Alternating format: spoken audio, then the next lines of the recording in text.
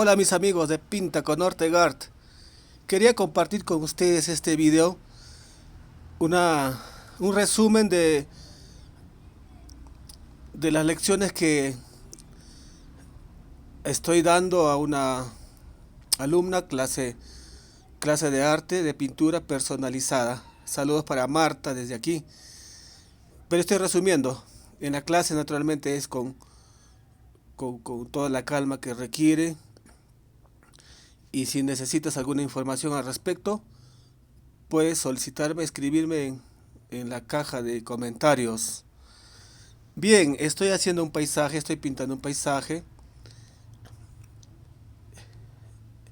Ya puse como base el fondo del cielo, el cielo azul de un día muy caluroso. Y lo que estoy haciendo en esta etapa es darle, darle luz, darle color a la luz con blanco. Si bien es cierto que la imagen que hemos trabajado es más intenso en esta parte, pero yo a propósito lo voy a suavizar para que no, para que no crea una pugna, un contraste muy marcado o una confusión con el cerro. Quiero que el cerro o los cerros que están al fondo tengan bastante protagonismo. Entonces, de algo les va a servir seguramente este video. Y espero que más que de algo, de bastante. El lago, el lago ya lo pinté previamente, pero no es otra cosa que el reflejo del cielo y el fondo, ¿no? De los cerros y otros detalles más como de los árboles. Es un espejo. Cuando está en quietud, naturalmente refleja aún más el cielo que cuando está en movimiento. Y esto lo comentaba con un seguidor también de Venezuela, un doctor. Bien, entonces para la sombra del cerro he preparado color de sombra tostada con azul de Prusia, un poco de blanco para encontrar el tono apropiado. Mayormente para marcar las zonas más, digamos, más pronunciadas, como una guía nada más. Y la parte donde va a ir iluminado el cerro lo estoy dejando así nada más en blanco. Y más adelante lo voy a pintar también. Entonces esta parte sombreada de los cerros estoy tratando de buscar con sus matices, con sus tonos de sombra naturalmente. No olvidemos que cuando la luz o la zona iluminada, en este caso en las cumbres de los cerros que va a iluminar, es cálido, entonces las partes sombreadas, que son esta parte que estoy avanzando, va a ir en sombra, entonces va a requerir que tenga mayormente y que predomine el tono, los tonos fríos, pero con sus matices de tonos cálidos también. Entonces voy a empezar a pintar a manera de base con amarillo medio las zonas donde va a chocar la luz. Fíjense que en la parte central del cielo está ubicado el sol, de manera que sus rayos alcanzan a iluminar en estas partes altas de los cerros. Y ya a priori estamos viendo que hay un contraste muy armonioso con el fondo, ¿no? Ese amarillo, inclusive con la sombra. Entonces en esta parte voy a ponerle como base del color que les mencioné, de amarillo medio. Y por qué no preparar también color para matizar en algunas zonas con colores más cálidos también. Entonces voy a preparar con color naranja, suavizando con un poco de sombra tostada para que no sea tan luminoso. Y voy a elegir en algunas zonas donde podría estar más acentuado con este algunas zonas que estén acentuadas con este tono, con naranja con tendencia a siena. Y así vamos trabajando. Entonces, se han fijado, como les mencioné, de las nubes que están sobre el cerro, no están tan definidas, los he suavizado para que pueda tener protagonismo los cerros, ¿no? Y aprovecho el color que tengo en el pincel de pronto para también pintar en el reflejo que viene de manera vertical en la laguna. Y si necesito poner más sombra, quizá más adelante lo voy a trabajar, que les voy a mostrar cómo se hace. Bien, entonces vamos a ponerle luz a esa zona iluminada que he combinado con blanco y amarillo. Empiezo definiendo los bordes para que se note mayor el volumen y todo esto. Entonces también puedo tomar este color para pintar en algunas zonas, algunos bloques de luz que dan en el cerro también. Y de esta manera ya vamos a ir trabajando en otras partes. Ahí lo dejamos en cuanto al cerro, al color. Y aún nos falta definir algunos detalles más en las sombras, pero eso lo vamos a hacer después. Mientras tanto vamos a ir avanzando con el resto de los elementos del paisaje. Por ejemplo, el cerro, el fondo, que es un cerro lleno de bosques, de pinos. En la imagen del cual estamos pintando, se ve solamente un bloque de verde oscuro en esta parte, pero yo quiero hacer que tome más dimensión, y para ello he preparado un color suave, digamos azul con siena tostada y un poco de blanco para esta zona, que al final lleva un color como de turquesa, un color de un tono turquesa. Y para la parte baja le puse un poquito de color con un poquito más de blanco para darle sensación de profundidad, y que van a ver después. También trabajo, también trabajo en las partes del fondo de los bosques, finamente nada más en esta parte.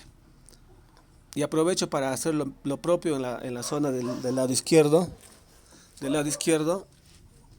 para pintar unos bosquecitos ahí a lo lejos, con tono de color apropiado para el lugar, no tan oscuro, ¿no? Con los mismos tonos que he empleado en el lado derecho. También pinto los reflejos en el agua.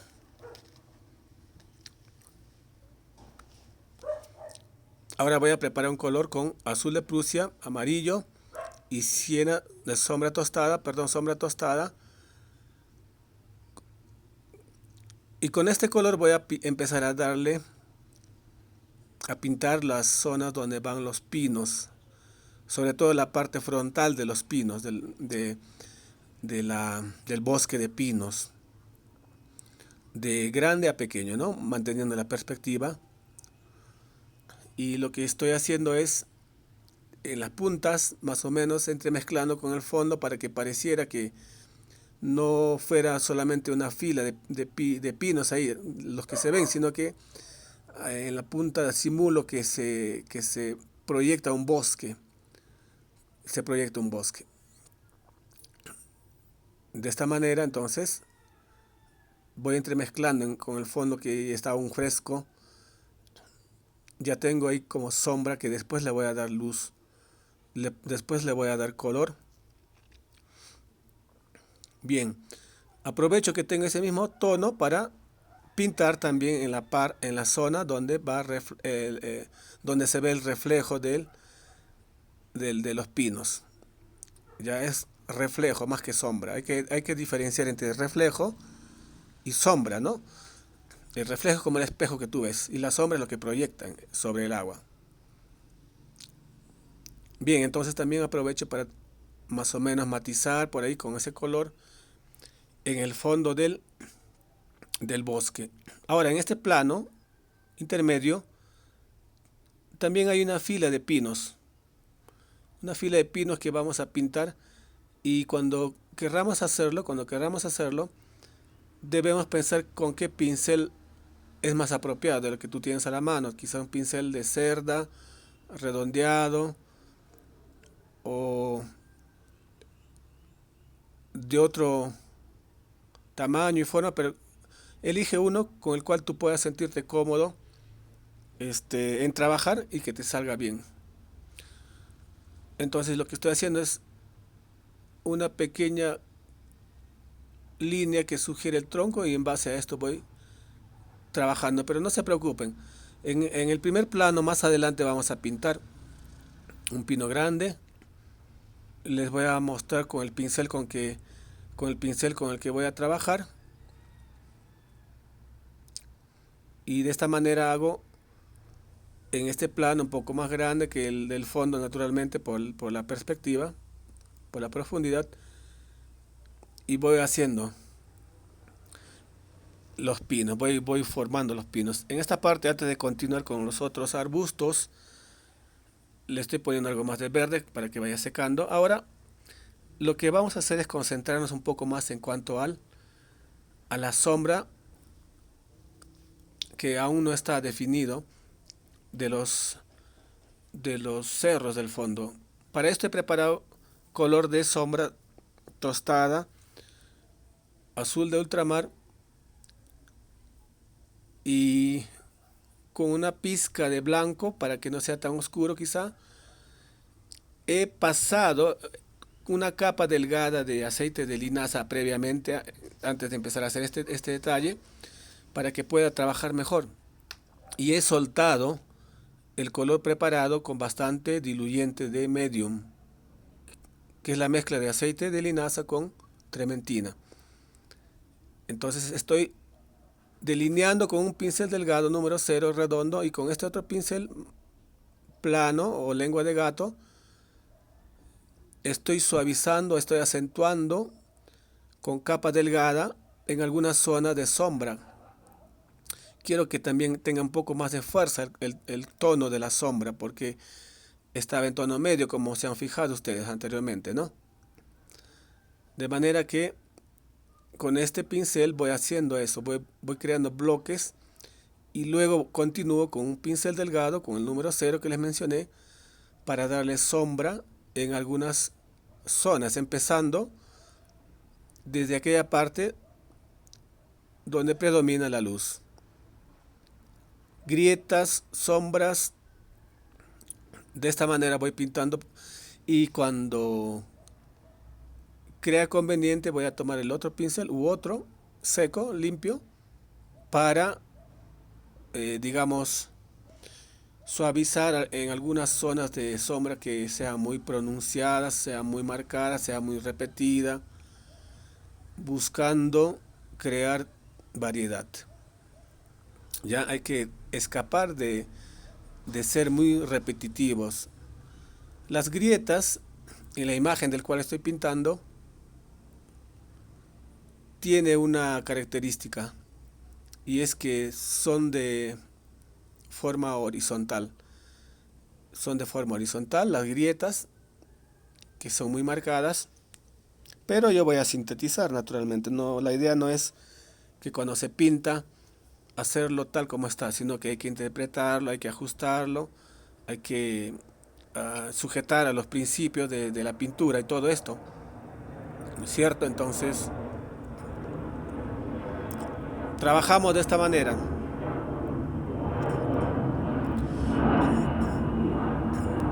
Que pase el ruido del avión, está pasando un avión. Lo que me pasa para hacer este video: en el primer piso están los gallos cantando, no dejan grabar. Me subo al tercero con el avión. Qué curioso, qué cosa, ¿no? Lo que uno tiene que hacer.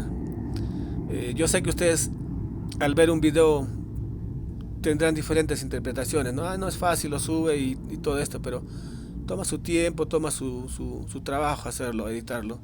Pero lo hacemos con bastante cariño, porque queremos que aprendas algo. Si es que estás empezando, te contagies también a pintar, como muchos lo están haciendo. y esa es una gran satisfacción para mí. Este, este video, como les mencioné al comienzo, es de una compilación de varios que he grabado para una clase personalizada, para enviárselo vía WhatsApp. Lo hacíamos vía Zoom, pero no funcionaba, o sea, no, la imagen no es tan buena. Así es que yo les grabo cada 15 minutos, cada 10 minutos, les grabo una cierta secuencia y yo les envío con su respectivo audio, que lo hago en su momento. Ahora está reeditado naturalmente. Estoy volviendo a grabar el audio una vez que he editado el video. Entonces, para que también tú puedas aprovechar algo de esta lección que he dado y no pueda borrarlo, no pueda eliminar los audios o los videos, en vez de eliminarlos he preferido juntarlos para subirlo para ustedes. Y si tienes alguna inquietud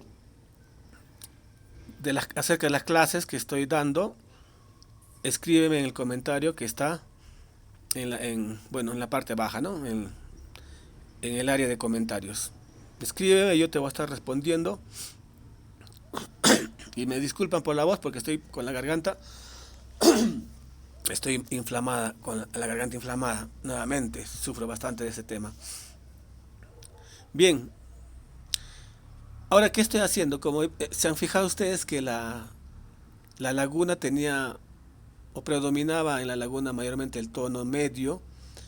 Entonces, para darle fuerza en esta zona, con azul de Prusia disuelto con bastante aceite o medium, estoy dando como una veladura y dándole más color, dándole más fuerza, y también pintando a la vez eh, el reflejo de los pinos que están ahí en el plano más cercano, ¿no? Los pinos más definidos. Y aproveché también en la parte derecha para ampliar un poquito más el ángulo de la sombra del fondo, de las, digamos, de la montaña y todo esto. Bien, una vez que llegué a este punto, quiero hacer algo, quiero pintar los reflejos del agua un poquito, pero antes de esto voy a darle más color en esta zona donde refleja el color amarillo del fondo, ¿no? Del cerro, entre líneas horizontales y verticales, mayormente verticales. Entonces preparo blanco con mi cuchilla, con mi espátula, y voy a dar algunos toques para sugerir el movimiento del agua, y en esta parte con un poquito más con el ancho de la espátula estoy dándole un poquito más de fuerza, de color al reflejo del agua, al movimiento, ¿no? Al ligero movimiento del agua. Bien, hasta aquí llegamos sin novedad, aunque con problemas que les mencioné diversos, ¿no? Incluyendo la gargantita. Ya voy a bajar a tomarme otra pastilla antes de empezar el día. Y vamos a preparar para el pino. ¿Qué les parece? Acá les decía un poco del trabajo del pino. He preparado azul de ultramar o azul de Prusia mejor. Azul de Prusia porque tiene más fuerza. Quiero que sea bien intenso.